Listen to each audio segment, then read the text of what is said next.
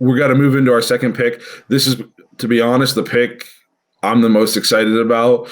We took Jeremiah Owusu-Karomoah. Am I close? Karomoah? Owusu-Karomoah is how I'm thinking of that. Yeah. They just call him J-O-K. J-O-K. Yeah, J-O-K. So the fact that the Browns got this guy in the second round, we had to move up, 7 spots? We went from 50 to 59 to 52. And we were kind of texting in the second round like, hey, there's still good players left. At what point are the Browns going to hop up and grab one of these guys? Yeah. Because I know they're falling, but I don't know if they're going to get all the way to 59 and right on cue. I mean, Andrew Berry's a freaking genius, guys. He is that way. His first 2 drafts. I think I texted this to you guys. The Browns went from the laughingstock of the NFL to one of the smartest, most well-run organizations in 2 years. What are those sound effects? I think we got an angry dog in the background here. I think so. He doesn't like the JOK pick. No. I think the JOK. This guy had first round talent that we got in the second round. I don't think anybody really saw him dropping this far. I think there's a lot of worries about his size and what position you were going to be able to mold him into in the NFL. And I think that he's got the best fit for him is coming to Cleveland and Joe Woods' defensive scheme. I think that he's going to flourish into this player that you're going to see, up by the line of scrimmage, but also being able to cover in the slot. And I read an article today that said Andrew Berry and D. Podesta were thinking about taking him in the first round with our 26th pick. They didn't think that he would get anywhere close to 59. And then in the article, it said, hey, that we got to like 42, 43, 44, and he was still there. And we're like, hey, we got to try to make this happen. So I'm glad that they did. I think he was the steal of the draft.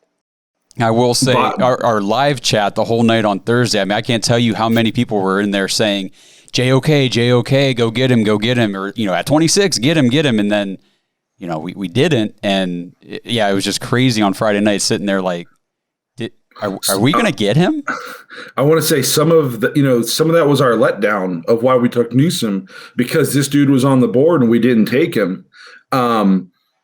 I think people would have this was also another elite draft pick according to PFF by Andrew Berry.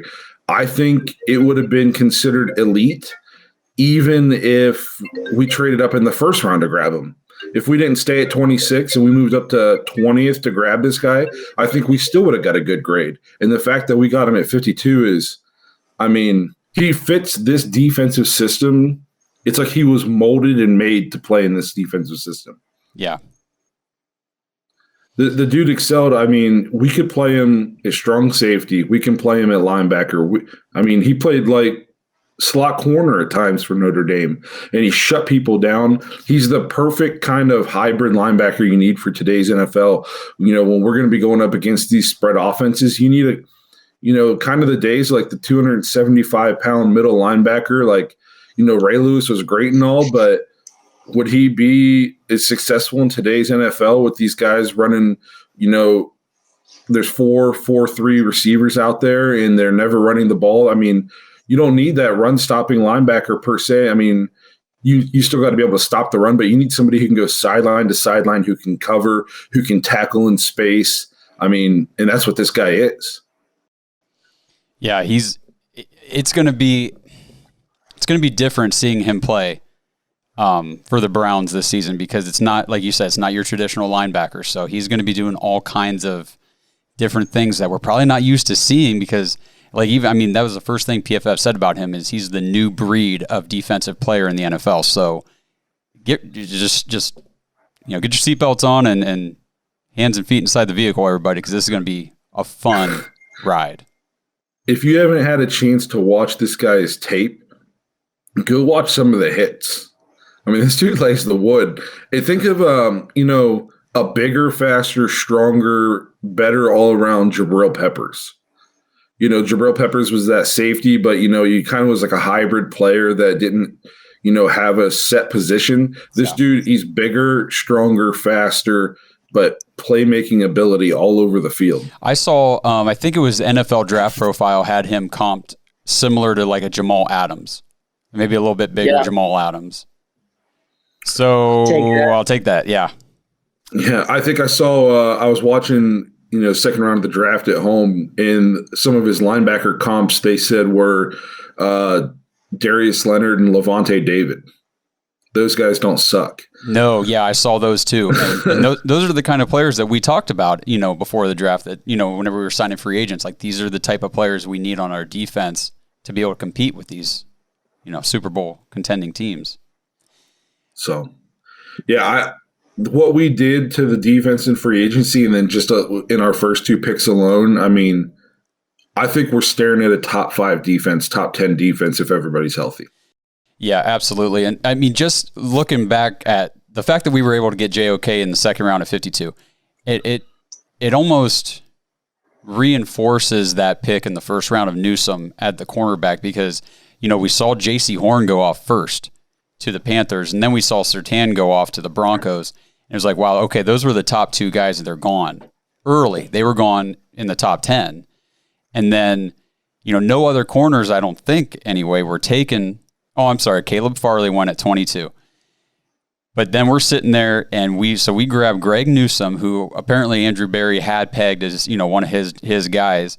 And then right after that, at pick 29, the Packers take Eric Stokes out of Georgia, and I don't think he was graded in the first round. So the run on cornerbacks almost forced our hand at that, because we knew that if we missed out on Newsome in that first round, we weren't getting anybody in the second round worth taking there. And to see that JOK falls to us in the second round just solidifies, like, that first round pick was a good pick. Yes. Like I said, we said at draft night, we wanted to see how the rest, who else do we get, to justify this pick at this time. And, you had to get, like you said, I think the first pick of the second round was due to the corner from Georgia, Campbell. Is that his name? Oh, Tyson Campbell. I think he went like top 2 or 3 in the second round. Let me pull up the second round off here. The board. I'll pull up. Yeah, he was number 1. Yep. In the second to Jackson. Yes.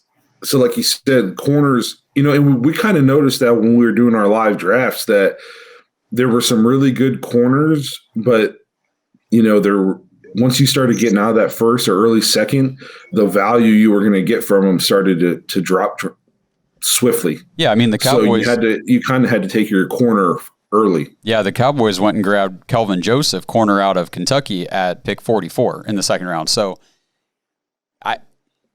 I think that we needed, if we wanted a top end or, a top end potential at the cornerback position out of this draft, we had to go Newsome in the first round.